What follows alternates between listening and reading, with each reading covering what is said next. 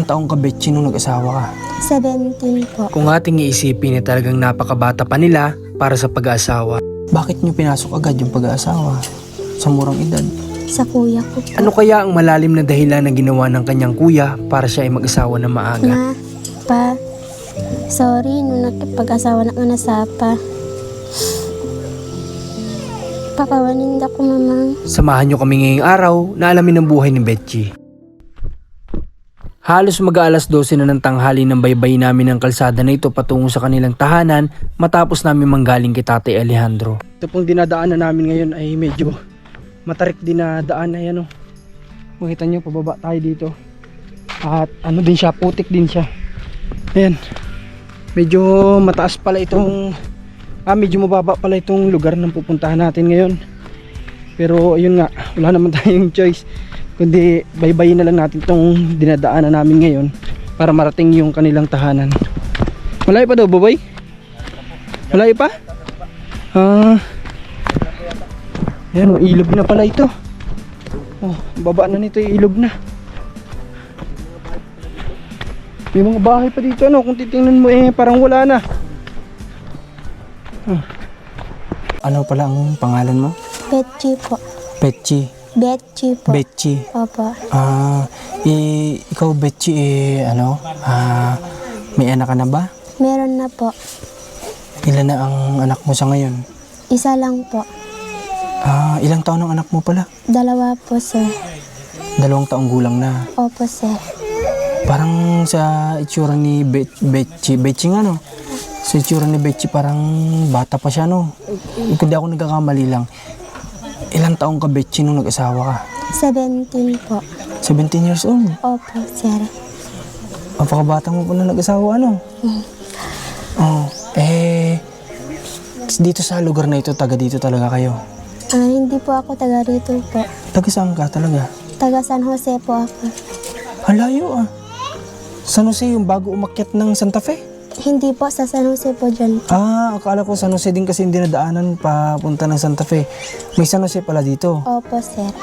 Simula sa San Jose, yung tansya mo kapag nilalakad o sasakyan man, ilang oras bago makarating dito? May oras ba o minuto lang? Meron pa. May oras talaga lakarin? Opo. O sasakyan yun? Lakad na may kasamang sasakyan? Siguro?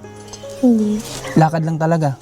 Sasakyan tapos lakad po kapag umulan po sa amin, hindi po pwede sa motor. Kaya mauobliga kang maglakad? Opo. Inaabot daw yun ng oras para makarating dun sa kanila. Okay, itong tahanan na tinitirahan ninyo ngayon, dito ba talaga kayo nakatira? Sa inyo ba ito? Po. Sa mama po, yung asawa ko po. Sa nanay ng asawa mo? Opo. Pero ang nanay ng asawa mo nasaan? Sa Sitio Isidro po.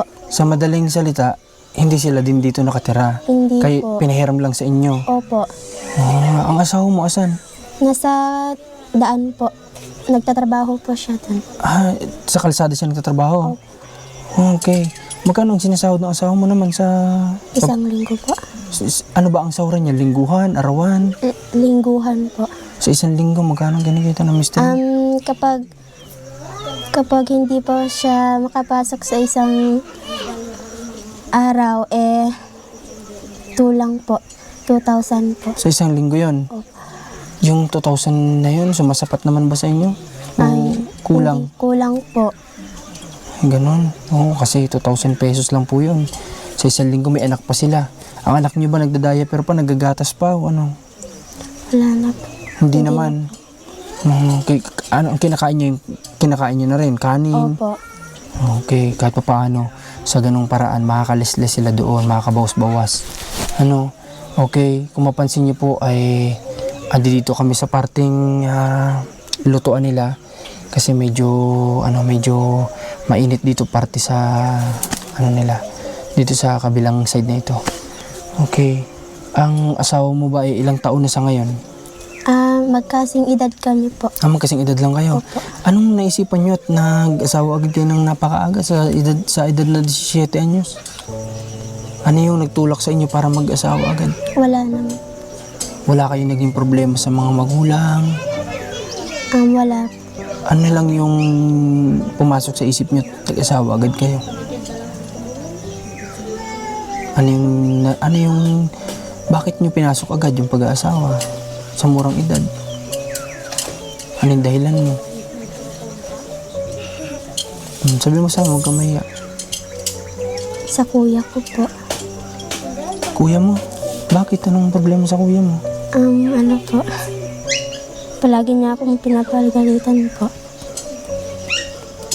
Ito bang galit? May kasama bang pananakit? Wala naman. Wala naman. Ba't ka naiyak? Ano ba ito? Nagrebelde ka? Hindi po.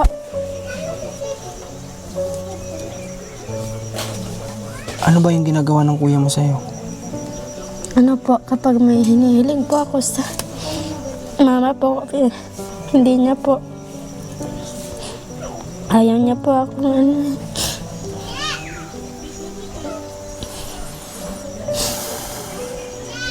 Sa madaling salita, kapag may hinihiling ka sa magulang nyo, kinikontra niya po.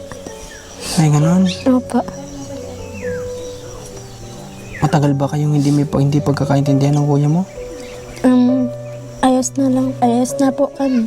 Pero bago mangyari itong nakapag-asawa ka kagad noon, mga panahon na yun, may talagang hindi kayo magkasundo. Kapag meron lang may po mga akong oras hinihiling. lang. Na ganun. Opo. Tapos bigyan mo kami ng example kung ano yung mga bagay na hinihiling mo sa magulang mo, kagaya ng ano. Yung CP po, kapag nag-aaral po ako, kailangan ko po iyan. Ay, ganun. Opo. Okay, maiba pala muna ako bago tayo tumuloy. Ngayon ba nag-aaral ka pa? Hindi na po. Natigil ka na? Opo. Hanggang ano lang natapos mo? 9 po. Grade 9? Opo. Okay. Ibig sabihin, umihiling ka sa magulang mo ng kahit paano sanang cellphone Opo. para sa pag-aaral mo kasi kailangan kinukontra ng kuya mo. Opo. Pero sa tingin mo naman, may pambili ang magulang ninyo noong mga oras na yun. Meron po. Dapat pinapaliwanag mo din sa kanila. Ano? Opo. Na kailangan ko po ng cellphone para magamit ko sa pag-aaral. Pero sa magulang mo, naipaliwanag mo. Oo naman po, alam nila. Sa kanila mo lang, sa kanila, sinasabi mo. Pero sa kuya mo, hindi na kailangang ipaliwanag, parang ganon. Opo. Okay, para sa akin, ano ulit pangalan mo? Betchy. Betchy, medyo para sa akin, pero hindi ko alam kasi wala naman ako sa sitwasyon mo. Pero para sa akin, kung gano'n lang yung naging rason, medyo mababaw na rason yun para mag-asawa ka kaagad na maaga. Hindi ko lang alam kung may iba ka pang rason, bakit nag-asawa ka na maaga, no? Opo. Pero sige, hindi ko na yun itatanong ulit kung ano pa yung mga pwedeng naging rason. Ang gusto ko na lang malaman ngayon sa pinasok ninyo, kumusta yung buhay, may asawa, may anak, may pamilya? Ayos na lang po. Pero kapag mahirap din po. Mahirap ang nakapag-asawa agad na maaga. Hindi naman po, pero Ang mahirap yung anong nagpapahirap sa inyong ngayon? yung kinakailangan. Yung mga pangangailangan. Okay, ikaw, ano naman ang pinagkakaabalaan mo? Kapag may nagpapatanim po, pupunta po ako para matulungan ko din ang asawa ko po sa trabaho. Tanim, ano yung mga tinatanim mo? Mais po. Mais, marunong ka nun? Opo. Tapos yung ng kahoy. Ng kahoy? Kamuting kahoy, magtanim. Marunong din halos lahat yata ng tao dito. Talagang sinasanay nila yung sarili nila matutunan yung mga bagay na ganito kasi ito yung nagsisilbing hanap buhay nila. Ito yung bumubuhay sa kanila sa pang-araw-araw din. Paano kung walang patanim? Mag-alaga lang ng bata. Opo. Okay. Sa ganitong sitwasyon ninyo, nakakaranas din ba kayo minsan nagugutuman?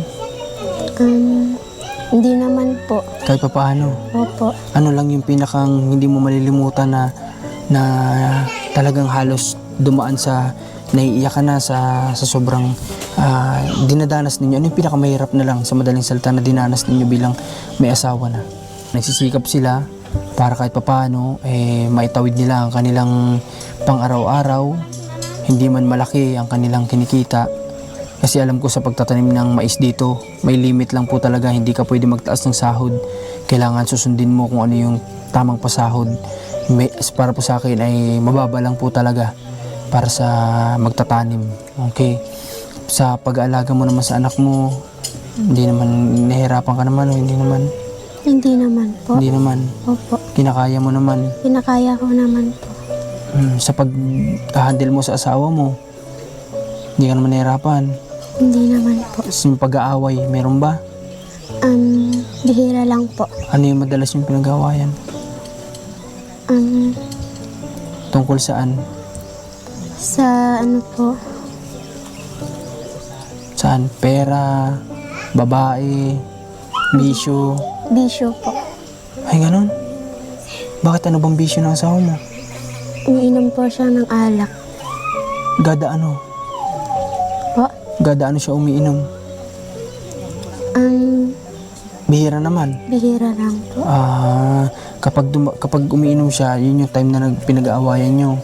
Kapag may kaibigan po siya na sinasama, naglalasing siya. Ay, parang ano po yan. Nahihirapan ako magtagalog. Sige, sabi mo sa Ilocano. No, dati kadwa na ngay kitkan. Parmimit iti pinaginom siya. Okay. So, ito po yung isa sa ayaw ni... Ang ulit? Ni Betchi. Ito yung isa sa ayaw ni Betchi sa ginagawa ng kanyang asawa. Yung kapag nagsasama ng mga barkada. Siyempre nga naman, dito sa bahay ninyo. Di po. O siyang isinasama? Sa bahay nila. Ay, sa bahay nila tatang. Doon niya hindi sinasama ang barkada niya? Opo. Tapos kapag lumabas kami po dito sa Alibadabad po. Ay, ganun. So, para lang din siguro kay Betchi. Yung gumagastos ba siya doon sa inuman? Opo. O para siguro kay Betchi yung gagastusin kasi doon, pwede na nilang ipang araw-araw yun. Sayang nga naman din. Maliit na kinikita ay pupunta pa sa alak, no? Okay. Kayo ba, hindi ba kayo nagkaplano na magkaroon ng sariling tahanan? Ay, sir. Nagplano naman. Opo, pero wala namang budget. Ay, gano'n. Opo. Sa magulang ninyo, okay naman kayo? Okay lang naman po. Okay naman. Wala naman kayong problema sa magulang ninyo? Opo. Okay. Pero ang parents nyo, bibisita ba dito? Yung side mo, malayo. Pupunta ba dito? Hindi po. Ay, bakit? Kasi po, madami silang ginagawa po. Tapos wala po silang masasakyan papunta dito. Pero ikaw nabisita ka sa kanila? Opo, bihira lang po. Nung nag-asawa ka ba, Betchi, hindi nagtampo sa yung nanay mo? Nagtampo sa sila. Lahat sila? Si mama ko lang. Tapos si papa. Sumamaloob nila sa'yo. Ano sabi nila sa'yo? Ang kunada sir, sayang pinag-aadal mo kunada sir. Sayang na yung pinagpaaral nila sa'yo. Sir? Yung pag-aaral mo. Grabe. Pero, ikaw, nakahingi ka na ba ng tawad sa mama mo? Opo, sir. Anong nasabi niya nung paghingi mo ng tawad? Ano yan, kayo talaga nag-usap? Opo, sir. Kami po ni mama. Betchi, sana huwag kang mailang. Itong camera sana, gusto kong marinig sa'yo ulit ngayon. Isipin mo, andito yung mama mo, andito yung papa mo, anong gusto mo sabihin sa kanila? Sabihin mo sa harap ng camera. Gusto ko lang sabihin mo sa kanila para mali natin mapanood nila. At kung ano, basta kung anong gusto mo sabihin sa magulang mo. Sabihin mo dito sa harap ng camera natin. Ma, pa, sorry nung nakipag-asawa na nga nasapa. Pakawanin ko mamang. Hindi lang. Okay. Sa mga magulang mo, Betchy, alam ko mahirap para sa kanila yun. Ilan bang babae kayong magkakapatid? 6 po. 6 kayong babae? Opo. Lahat ba sila may pamilya na? Yung 2 lang po na babae meron. Kasi alam ko kaya siguro nagtampo yung magulang mo sa'yo. Kasi may plano sila para sa'yo. No? Gusto nila mapabuti yung buhay mo. No? Opo. Gusto nila mas higit pa dito yung makamtan mo o maranasan mo sa buhay. Kaya siguro nagalit sila sa'yo. Pero ang mahalaga, ngayon wala na silang tampo sa'yo. Wala naman. Mabuti. At mas mainam kasi, mahirap kasi, mabigat kasi sa buhay yung, alam mo yun, yung may tampo sa ating magulang, lalo na ang magulang, no? Opo. Napakabigat sa buhay kapag may tampo sa atin yung nanay natin, lalo na ang nanay, no? Po. Okay. At tuwing ano ka ba bumibisita sa inyo? Last month. Ay, sa ano po? Kailan ka huling bumisita? April po. Nung April? Opo. Okay. O pag bumibisita ka doon, kumusta naman yung pakikitungo nila sa iyo? Mabuti naman po. Kasama mong anak mo? Opo. Ang asawa mo? Po. Kasama din. Opo. Ang asawa mo okay sa mga magulang mo? Okay naman po. Mabuti. Mabuti po kapag ganun kasi kung alam niyo po yung kung medyo masama pa rin yung loob nila o kaya ayaw nila dun sa kinakasama ni medyo mahirap po yun, yung sitwasyon na ganun. Okay. Sa ngayon, nung nakita namin kayo sa taas, saan ka galing? Dito po. Nung doon ka sa taas, nag-ano ka doon? Ay, tinalmaan ko aji kulungan baboy sir ta nakabulos. Nakawala? Opo. Meron kasi sila doon sa taas, doon namin siya nakita kanina. Meron po siya doon inaalagaan na kahit papaano, 2 baboy ba yun? Opo. Oo, yun, 2 baboy na yun naman yung pinagsisikapan niya siguro na alagaan. Saan galing yung yung baboy na yun? Kila Tito Pedro po. Pero sa inyo yun, mag-asawa? Opo. Ano yun, bigay sa inyo? Binili po pero hindi po cash. Hulugan? Sino Hindi po namin naipid. Sino ang nakaisip mag-alaga ng baboy? Ikaw, si Mister? Si Mister po. Naisipan niya mag-alaga ng baboy. Opo. Pero ikaw yung nagsisikap umakyat doon palagi para bahugan. Opo. Kapag meron siya, siya din po. Kapag, ibig sabihin niya, kapag nandito yung asawa niya, siya din, napunta din siya doon. Opo. Okay, kahit pa paano, saludo ako sa inyong mag-asawa. Dahil kahit na napakaaga nyo talagang nag-asawa, 17 anyos pa lang nag-asawa na kayo, nagsisikap kayong 2 mag-asawa para kahit pa paano maitawid yung pang-araw-araw. Ano? Opo. Ikaw ba, Betchy, ano talaga yung pangarap mo sana noon, nung wala ka pang asawa? Guro po. Gusto mo maging guro noon? Opo. Sayang naman yung pangarap mo. Pero malay mo naman, dumating yung araw, makaluwag kayo, pwede ka pang, kung sakali ba mag-aaral ka, gusto mo pa? Hindi na po. Bakit? Sa anak ko na lang po Ibubuhos yung Opo. sa anak na lang daw niya, kung sakaling, siguro, ang ibig sabihin ni Betchy, makapag-ipon-ipon, para kapag nag-aaral yung anak, doon na lang niya, yung di niya nagawa, sa anak na lang. Sa anak mo na lang gustong matupad yun. Pero ikaw, Betchy, gano'n mo kamahal ang asawa mo? Mahigit po. Ibig sabihin, sobra-sobrang pagmamahal. Opo. Wala kang pinagsisihan na maaga kayo nagkaasawahan? Wala naman po. Okay, maganda. Kung kahit na meron pangarap si Betchy na hindi natupad, mali naman natin, ito talaga yung plano sa kanya ni God, di ba? Na magkaroon ng maagang pamilya para mas maagang mamulat sa realidad dito sa mundo at mabiyayaan ng anak na pagsisikapan nila para yung pangarap niya doon, mali natin, doon niya matupad sa kanyang anak. No, Betchy? Opo, sir. Okay, sa ngayon bang oras, nagtanghalian na ba kayo? Hindi pa po. Paano ang pagkain ninyo? Mamaya pa po. Saan kayo kukuha? May bigas kayong imbak dyan? May konti po. Paano ang pang-ulam? Wala pong ulam. Anong uulamin nyo kapag ganyan? Marunggay po, malunggay. Malunggay. Ay, yan yung mga nasa likod na yan. Opo. Ay, ganon. Yan lang ang ulamin ninyo. Opo. Ang anak mo. Anong ilahok nyo dyan? Wala po. Anong luto niyan? Inabraw po. Ay, na brown. Okay. May kalahok pang ibang gulay yan. O yan lang talaga. Yan lang. Ang grabe. Oh. Kasi ang pagkakaalam ko sa Inabraw, meron pa yung ibang mga lahok na gulay. Kaya si Commander, paborito din yan. Bilang Ilocana. Okay. Pero yun nga, siya, ayan lang talaga. Ano lang talaga, malunggay lang talaga. Okay. Ano ka, Betchi? Magbili ka ng ano, may kunti ako ditong cash. Magbili ka ng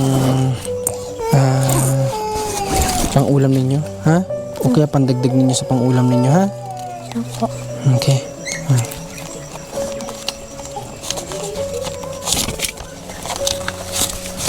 Okay. Hawakan mo. Yan mo. Para may pang ano Thank you ka. po. Ha? Okay, walang ano man. At kunting blessing lang din. Salamat pala kay Ninang Adelina na nagbigay na naman sa amin ng blessing din. At para po ipamahagi din namin sa mga kababayan natin. Maraming salamat po. At sa lahat din na patuloy na natitiwala sa amin. Salamat. Malapit na po kami umuwi ng Bicol. Mamaya magbabiyahe na kami. At sana, Betchi, magkita ulit tayo sa susunod, ano? Opo, sir. Sana, ano lang, tuloy nyo lang mag-asawa kung ano yung nasimulan ninyo. Opo, Ano? sir. Okay. Meron ka bang maipapayo sa mga kabataan? Baka may gusto kong sabihin sa kanila. Sa mga nakakapanood, kasi marami sa atin nakakapanood ng mga kabataan. Yung pwede mong ipayo sa kanila. Na mag-aral mabuti. Ganun. Mga adi, mga kuya, agadal kayo nga nasaya at halintak nga tultula din nga nasapa nga nag-asawa. Ta narigat, yung kanya kami nga narigat nga nasapa na nag-asawa. Kaya lang may bagak, sir. Okay. Sa pagkakaintindi ko lang, hindi ko alam kung tama ako. Sabi ni Betchi na mag-aral lang mabuti kasi ang pag-asawa ay mahirap. Tama ba? Po. Tama yun. Dapat kung may pagkakataon kayo mag-aral. Hanggang pinag-aaral ng magulang, huwag sayangin. Kasi napakahirap ng buhay. Madali lang pasukin ng pag-asawa pero hindi ganun kadali na gampanan yung pagpapamilya. Kaya, pero sa kanila, saludo din ako at nagtutulungan sila mag-asawa. Nagtatanim, sa kalsada. Okay. Sa ngayon, mag-asikaso ka ng ano nyo, ha? Opo, sir. Okay, salamat din at nakilala ka namin. At si Betchi po muli, taga dito sa San Mariano, tama no? Opo, sir. San Maria, hindi, Disulap. Disulap San Mariano. San Mariano din. Opo. Okay, Disulap San Mariano, Isabela. Okay, sa lahat ng mga gusto magpaabot ng tulong kay sa mag-asawang ito, mag-message lang po kayo sa amin. At pwede natin ipadaan yung kay Tatay Billy para maabutan sila din ng tulong dito. Financial man yan, gamit o ano pa man, pwede po natin ipadaan yan kay Tatay Billy. Okay? Ayun yung anak niya. Pwede ba natin pakita yung anak mo? Tara.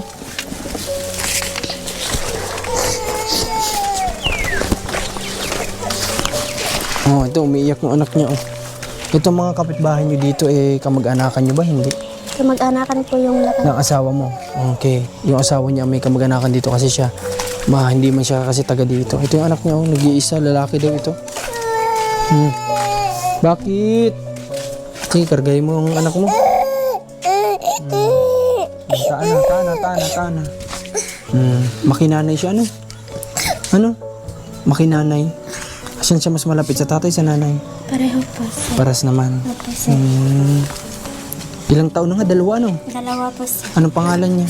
Francis. Akala ko Francine. Ang tek na maging Francine. Pangalan ni Rans. Francis, huwag ka naiyak, Francis. Kuwawa naman. Iyak na. Okay. So, maraming salamat po. Hanggang dito na lang yung vlog namin. Malayo pa yung lalakaran namin para makalabas dito sa lugar na ito. Muli po, Marcos TV Channel, Rans TV. Commander Marcos, supportan niyo po kami sa lahat ng mission namin saan mang lugar. Sana nandiyan kayo palagi. God bless po, pagpalain kayo lahat.